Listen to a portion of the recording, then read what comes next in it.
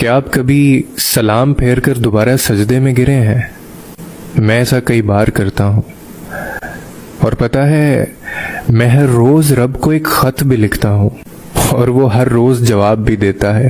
کبھی وہ کہتا ہے کہ صبر کرو، کبھی وہ کہتا ہے مایوس نہ ہو، اور کبھی وہ کہتا ہے کہ اداس مت ہو، کبھی وہ کہتا ہے میں تمہارے ساتھ ہوں، اور جب کبھی میں ناخوش ہوں تو وہ مجھے کہتا ہے کہ ان قریب میں تمہیں اتنا دوں گا کہ تم خوش ہو جاؤ گے۔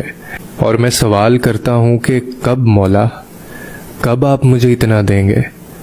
تو وہ کہتا ہے کہ ہو سکتا ہے وعدے کا وقت قریب ہو۔ تو میں کہتا ہوں میرے اللہ، آپ کا وعدہ میرے حق میں کیسا ہوگا؟ تو وہ جواب دیتا ہے کہ تمہاری بعد میں آنے والی زندگی تمہارے پہلی والی زندگی سے بہتر ہوگی۔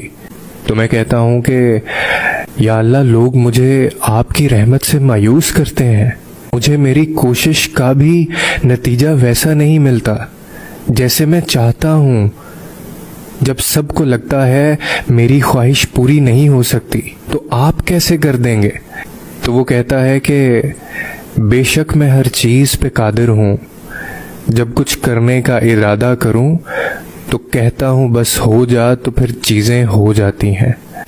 پھر میں لاجواب سا ہو جاتا ہوں، کوئی سوال نہیں کرتا، کوئی بات نہیں پوچھتا، کوئی گلہ نہیں کرتا، اور نہ ہی کوئی شکوہ رکھتا ہوں دل میں۔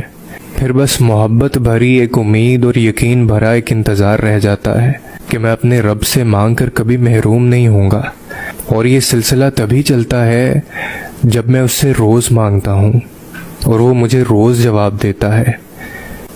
اور پھر میں کہتا ہوں کہ یا اللہ، میرے آنسو جو میری روح میں اترتے ہیں پر کسی کو دکھائی نہیں دیتے، پر تو ان کو دیکھ پاتا ہے، میری تکلیف سے بے خبر نہیں ہے تو میرا رب مجھے اکثر کہتا ہے کہ تم نہیں جانتے لیکن میں تمہاری حفاظت کیے ہوئے ہوں، اور ہر طوفان بربادی لے کر نہیں آتا۔